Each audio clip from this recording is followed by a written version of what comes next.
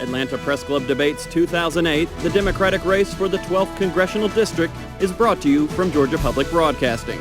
Here is the moderator for tonight's debate.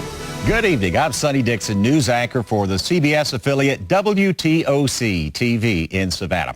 Welcome to our 2008 election campaign debates originating from the studios of GPB. The debate tonight is organized by the Atlanta Press Club. We also welcome the statewide audience of GPB's radio network, which is simulcasting this debate, and our online audience at gpb.org. Now, we want to meet the Democratic candidates facing each other in Georgia's 12th Congressional District primary election. They are, in alphabetical order, John Barrow, who began his political career in 1990 as a member of the Athens-Clarke County Commission and remained on the commission for 14 years. Barrow is currently serving his second term in the 12th Congressional District. And Regina Thomas, a native of Savannah. Thomas was elected to the Georgia State House in 1995, where she focused on education, children's issues, and welfare reform. In 2000, Thomas was elected to the Georgia State Senate and currently represents the 2nd Senate District. The format this evening: in the first round, each candidate will answer 2 questions from our 3 panelists. And in the second round, the candidates will ask each other 2 questions apiece. Each candidate will have time for rebuttal in this particular round. And then in the third round, the panelists will continue questioning the candidates. Finally, each candidate will have 30 seconds in which to make a closing statement. Before we get started, let's meet our fine panelists selected by the Atlanta Press Club. First, we have Walter Jones, who is the Atlanta Bureau Chief for Morris News Service. Next is David Zelski, who is the co-anchor of GPB's Lawmakers series. And our third panelist is Orlando Montoya, investigative reporter for GPB station WSVH in Savannah. All right, shall we begin? In the first round, each candidate will be asked 2 questions by our panelists. The candidates have 60 seconds to answer each question. By random selection, John Barrow gets the first question from Walter Jones. Good evening, and thank you for participating in our debate. Wanted to get right to a controversial point, and that is your endorsement of Senator Barack Obama. Given the fact that you disagree on some fundamental issues like the Bush tax cut and the position on the war in Iraq, wasn't your endorsement of him and his endorsement of you kind of the cynical politics that most people tend to think so little of? You know, that's a part of the problem with politics these days. You've either got to agree with somebody 100% or you haven't got any business working together on things. That's a part of the problem in Congress right now. I'm proud to support Senator Obama in his quest for the presidency, and I'm very proud to have his endorsement. But it doesn't mean that he agrees with me on 100% of the issues or that I agree with him 100% of the time. What it does mean is that we agree on more things than we disagree on, and he's trying to get the economy going again for the middle class, and that's something I support. His endorsement is the only one I've got. I got the endorsement of teachers. I got the endorsement of the VFW in the last election. I've got the endorsement of the U.S. Chamber of Commerce. The endorsement I'm most proud of, though, is the endorsement I get from citizens whenever I travel in the district when they say, we've never had a congressman work this hard for us before to see us and visit with us. So when you take all those endorsements into account, I'm proud of the support that I've gotten. David Zelski, you've asked your question for Regina Thomas. Well, a wave of baby boomers are about to start collecting Social Security, expecting to drastically change the financial situation. What plans do you have for the future, whether it means cutting benefits, raising taxes, or privatization of any kind? What are your plans for Social Security? Well, since I am a baby boomer, and since I've been told that I will not be able to maybe get Social Security when I get that age, I would like to repeal some of the tax cuts, especially to big oil companies. My opponent voted no to repeal those tax cuts to the big oil companies, and that money alone will help with Social Security. I do not believe in privatization. Social Security was a fund that was set up to be solvent, that no one was supposed to touch, and they have touched it time and time again, and now Social Security is running out, and I think that we need to revisit all of the tax cuts that we have given. Orlando Montoya, your turn to ask John Barrow a question. Mr. Barrow, given your support of the war in Iraq and the Bush tax cuts, how do you respond to the charge that you're not the true Democrat in this race? Well, one thing, the characterization of my position on the war has been mischaracterized or outright misrepresented enough times. I'm not exactly sure what folks think my position is. I can tell you what my position has been consistently. I have and will continue to support our troops in the field as long as they are in the field, and I will never vote to cut off the funding for our troops when they're in the field. It's my belief that the war has gone on too long and cost too many lives. We ought to do everything we can to responsibly and reasonably bring them home as quickly as we can. The way to do that, I think, is to incentivize the Iraqi government to shoulder more of their share of the burden of self-defense. We can do that in this country. This administration's not done that. I've called upon the administration to do that, and I'll continue to do so. And now, Walter Jones, you may ask the final question for Regina Thomas. I think an obvious question in a primary is, why would one Democrat run against another Democrat when you were in a pretty safe seat and he is in a seat that you could throw into jeopardy and the party could lose? There are really no safe seats, and these seats do not belong to us. We are just holders of the seat. We are public servants. I know I am a public servant. I am not pleased, nor am I satisfied with the direction of the economy, the direction that this country is going in. We don't own this country, and I am categorically not pleased with the representation or the lack thereof that we have had in the 12th Congressional District. And that is why I'm a candidate for the 12th Congressional District. I'm a true Democrat. Well, that concludes round one. It is now time for our candidates to ask each other 2 questions. Now, you have 15 seconds to put the question, 16 seconds for a response, and then 30 seconds for a rebuttal. By random selection, Regina Thomas will ask the first question. Thank you. Last week, maybe a week before last, there was a vote in Congress that would give, it's called the Foreign Intelligence Surveillance Act, that you voted to give George Bush, along with the telecom companies, immunity from prosecution for the illegal wiretapping of American citizens. Could you tell me why your vote was that way? First off, the FISA amendments that we passed in a bipartisan compromise address the legitimate concerns of both sides on this issue. We've been haggling over the subject of telecom immunity for some time now. Contrary to what you said in your statement, it does not grant any immunity to any government official whatsoever. In fact, it reinstates and makes it very clear that there can be no warrantless wiretapping on any American citizens, either here or abroad. It extends the basic protections we've enjoyed under the FISA law before the war on terror was begun in 1911 and before the president launched his terrorist surveillance program without the authorization from Congress. But more importantly, what it does is it strikes the right balance. It gives the intelligence community the tools they need in order to follow up and track down the bad guys, while at the same time protecting the civil rights that are what we're all about in the first place. I think the law as passed by Congress with a broad bipartisan majority represents the right balance, and that's why I was proud to support it. Senator Thomas, a response, rebuttal? Well, I think that it's just smoke and mirrors.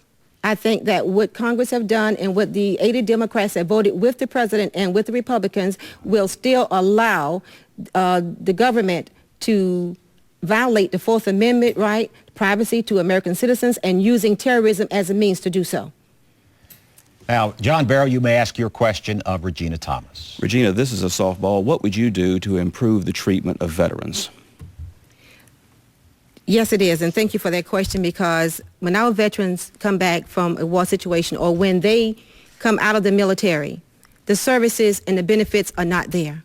Our military men and women qualify for food stamps. They qualify for TANF. I think that what I would do is make sure that they have the services that they need.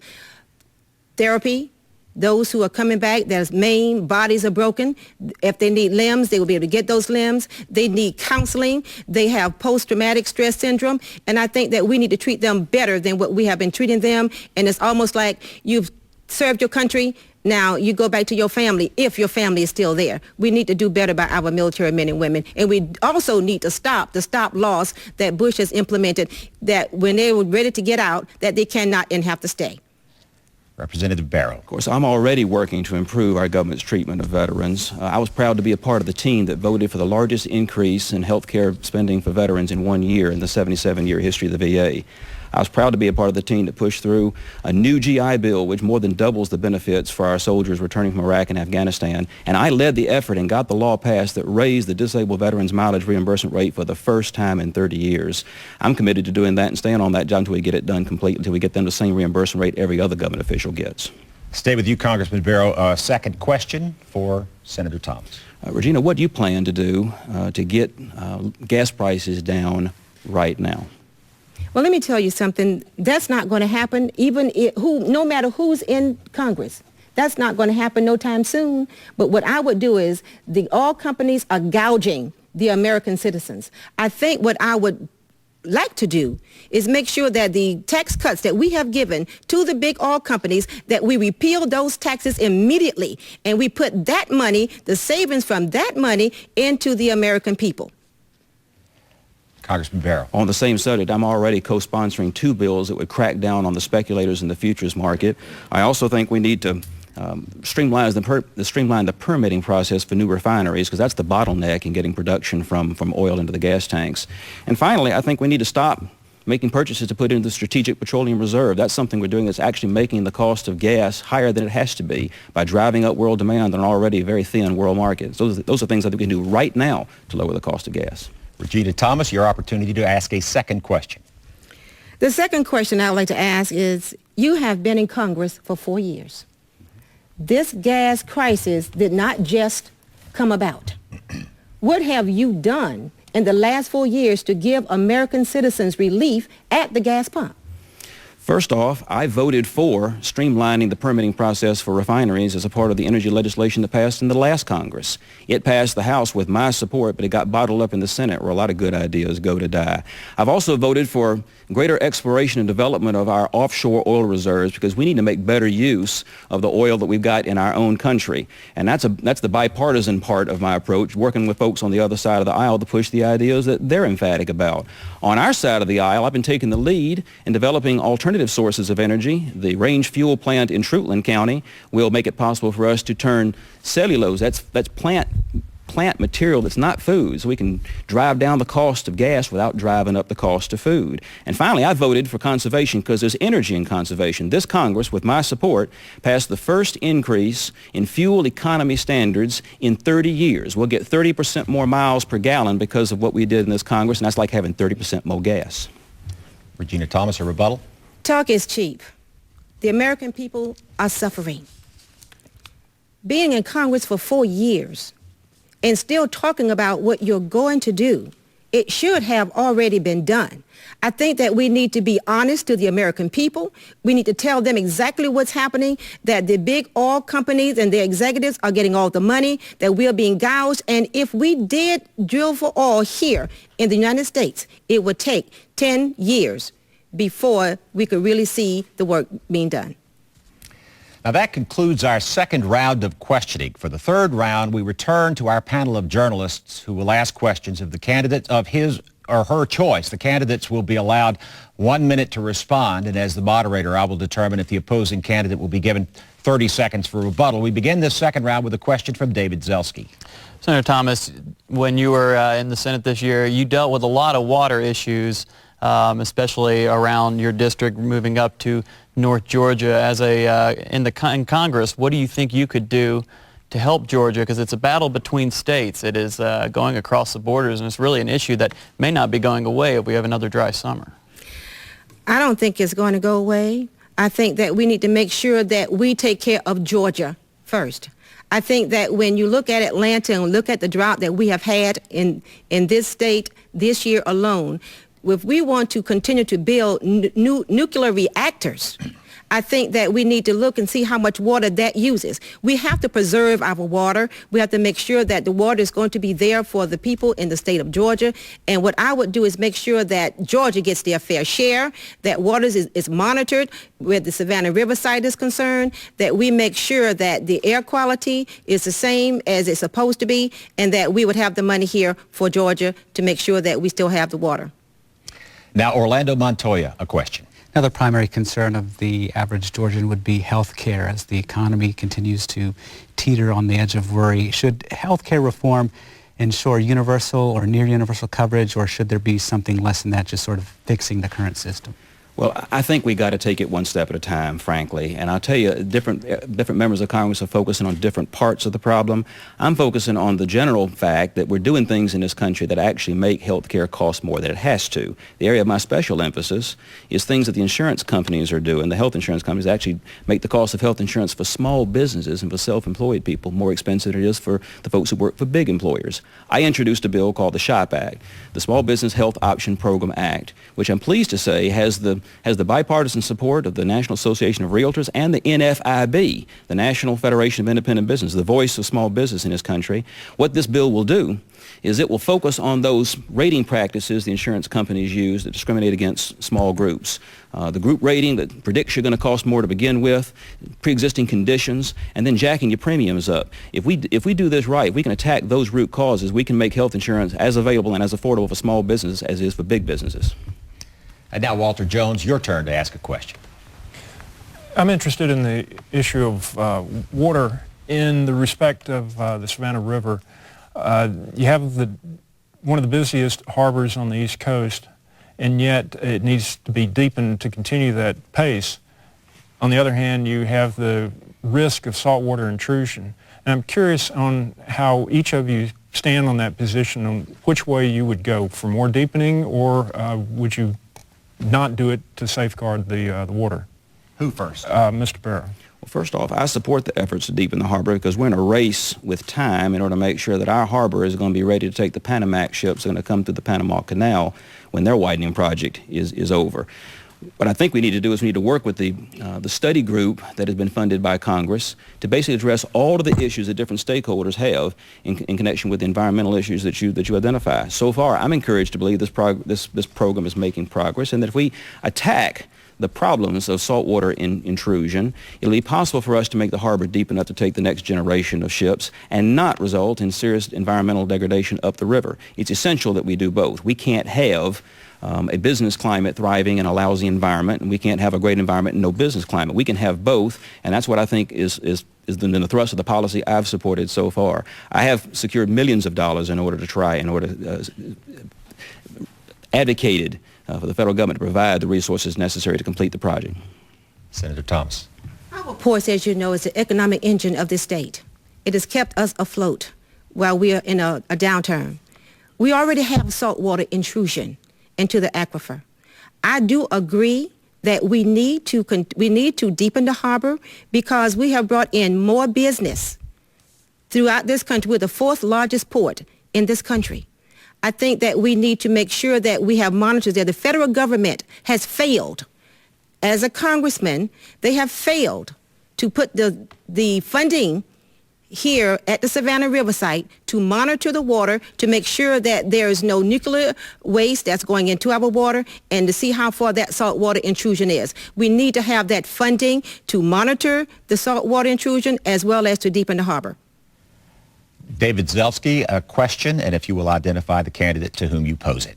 Congressman Barrow, when we look at the housing market, we have heard plans, going back to plans from Senator Clinton and others, looking at a way to fix the housing market issue. Is there a quick fix, or is this something that's a cycle that we need to wait on? Well, it is not a quick fix, but in order to keep it from being a cycle that will come back again, we have to arrest those trends that allowed this thing to happen in the first place. Before banks and mortgage brokers could figure out how to lend money to people who couldn't pay it back, and then outsource that risk to somebody else, find folks in the international market to basically pick up that risk and buy something they didn't know what they were getting into. The only people who are in a position to monitor the risk of default, the banks, were taken out of the picture. We've got to put them back in the picture. I'm proud to have been a part of the team that actually voted for the first effort to regulate the securitized and market, the national market, where this is where all of this has been funded. So the banks and mortgage companies have some skin in the game. They've policed the housing market in the past, and if we put them back in the game, they'll police it in the future. As far as getting out of the problem we're in, the only thing I think we can do is what Congress has done so far, which is basically to allow folks to repackage mortgages with government-backed securities, provided they accept a markdown of the inflated value that ain't there. And if there's any more money coming in, if there's any equity, it should go back to the people who are paying for this program. It's not a bailout. It's the responsible way out of the problem we're in. Orlando Montoya, your question. Senator Thomas, is the federal No Child Left Behind Act working for our children, and how can the federal government support local and state efforts without tying our hands? No Child Left Behind is an unfunded federal mandate that has been a catastrophe from the beginning. Our children are still being left behind. There have been a level of bureaucracy set. There have been salaries being paid, friends getting positions. I think that we need to undo No Child Left Behind, completely eradicate and eliminate No Child Left Behind, and let the local system send that money that we save from eliminating that position, send it down to the local systems that need it the most, and let them do what they need to do. Teachers are not teaching anymore. Teachers are teaching students to take tests. They're not retaining anything. Then there's money being spent on those tests that then we throw the test out. Then the federal government also said that there will be 10 states that will be exempt from the mandates of No Child Left Behind. And what is that going to do to the other states? We need to do away with No Child Left Behind and go back to the drawing board. Walter Jones, your question. We spoke a little bit earlier about Social Security. I think we heard from Regina Thomas about that. I would be interested in, Congressman, your views. Do you favor raising either the retirement age or removing the cap on the income cap, as some have proposed? And if you favor that, would you have the benefits accordingly go up for people in the upper income? Well, first off, I don't think it's necessary to do any of those things, but I want to acknowledge at the outset that I was a part of the effort. I was a part of the team that led the fight to stop President Bush from privatizing Social Security when he was flying high. Not many people can remember just a couple of years back when he was flushed from his reelection. He made it the centerpiece of his administration to turn Social Security from the largest defined benefits plan in the country into the largest defined contributions plan in the country, from an insurance policy into a individualized savings plan. He was going to privatize it. We fought him we beat him colder than a mackerel on that thing when we were in the minority. What I think folks need to know is that unlike Medicare, Social Security is actually in remarkably good shape because of the bipartisan work that Tip O'Neill and Ronald Reagan did back in the early 80s. Those guys were able to get it together and make the minor changes to put this thing on a solid financial basis. The only thing wrong with the Social Security budget is the rest of the federal budget. Because if the federal government lends so much money to other people that down the road they have to figure out whether they're going to pay their banker or pay retirees, that's when we're in trouble. We got to fix what's broke with the rest of the federal budget. That'll take care of Social Security. David Zelski, if you will, pose the last question in this round.